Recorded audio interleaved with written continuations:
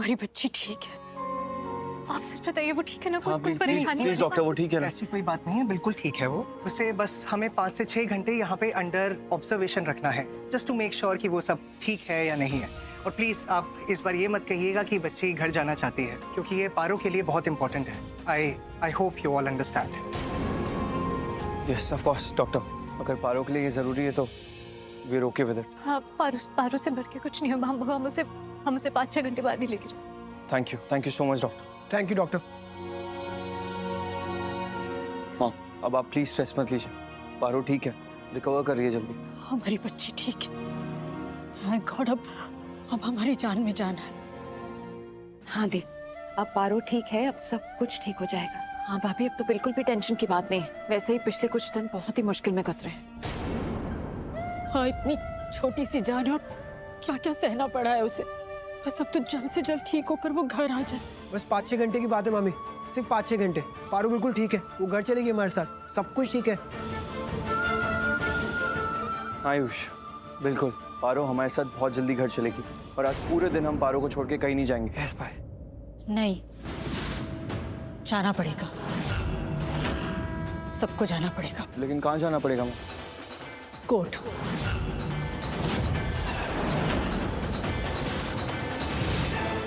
ये सब टेंशन में हम भूल ही गए कि आज सुनवाई है केस की।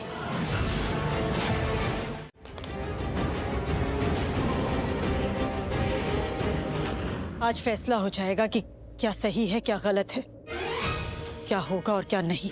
ओह गॉड भाभी, इतनी सारी चीजों के बीच दिमाग से ही निकल गया कि आज हियरिंग है। पारो को अकेले छोड़ के कैसे जाएंगे? जाना पड़ेगा, जरूरी है और इसे हम टाल नहीं सकते। और अब तो पारो ठीक है ना, तो इतनी टेंशन की बात नहीं है। वैसे भी डॉक्टर्स हैं ना यहाँ उसका ख्याल रखने के लिए।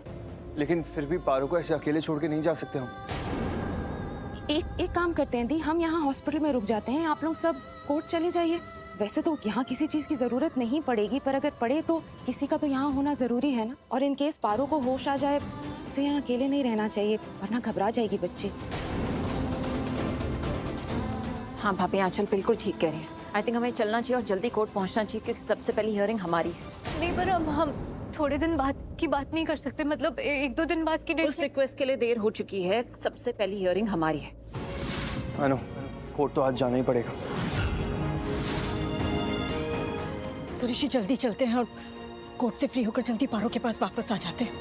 जी माँ। हाँ हाँ भाभी, चलो।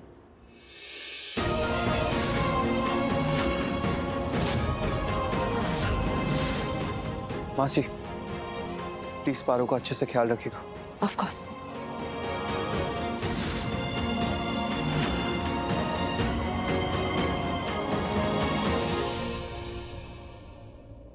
पारो, तू चिंता मत करना बेटा, तू बस ठीक हो जा। फिर हम लोग जल्दी घर वापस चलेंगे, अपने घर, अपने गांव। यहाँ नहीं रहेंगे अब। पहले भी नहीं रुकना चाहिए था, गलती की मैंने, पर अब ये गलती नहीं करेंगे। तुझे इन सारी मुसीबतों से दूर रखूंगी मैं। हम चलेंगे बेटा, गांव वापस चलेंगे।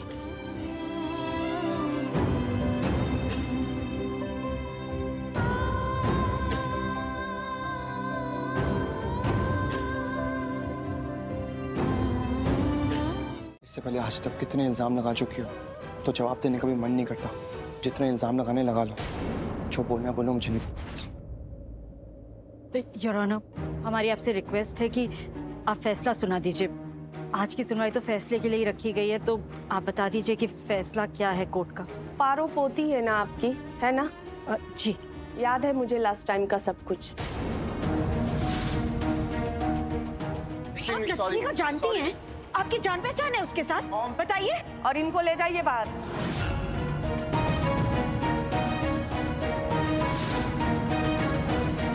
मैंने आपकी रिक्वेस्ट सुन ली है, लेकिन ये एक बच्ची की जिंदगी का सवाल है। अदालत जल्दबाजी में कोई भी फैसला नहीं सुना सकती। मुझे हर तरफ से सब कुछ सोचना पड़ेगा, तो मेरी रिक्वेस्ट है तब तक के लिए आप शांति से बैठ जाइए। अरे पर इसमें सोचना क्या है? सब कुछ तो साफ दिख ही रहा है। आप देखिए ना कितना झगड़ रहे हैं दोनों, आपके सामने इतना लड़ रहे हैं, तो सोचिए कि पीछे कितना लड़ते होंगे। अब बच्चों पे क्या गुजरेगी आपने सोचा है? उनके सामने अगर ये ऐसे लड़ेंगे, उनके माँ बाप उनके सामने ऐसे लड़ेंगे तो उन्हें कैसा लगेगा? क्या बीतेगी, क्या गुजरेगी उनके ऊपर?